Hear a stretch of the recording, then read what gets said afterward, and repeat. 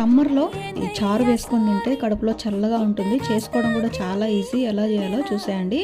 ముందుగా మిక్సీ జార్లో దోరగా వేయించుకున్నటువంటి పల్లీలు, అందులోనే నానబెట్టుకున్నటువంటి చింతపండు, కొంచెం జీలకర్ర, మన కారానికి సరిపడా కారం వేసుకొని మెత్తగా కొంచెం వాటర్ వేసుకుంటూ టేస్ట్కి సరిపడా సాల్ట్ వేసుకొని బాగా మిక్సీ పట్టుకోవాలి.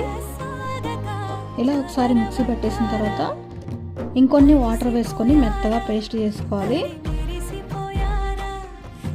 ఇప్పుడు ఈ మిక్సీ పట్టుకున్న దాన్ని వేరొక బౌల్లో వేసుకొని 1 గ్లాస్ వరకు వాటర్ని పోసుకోవాలి.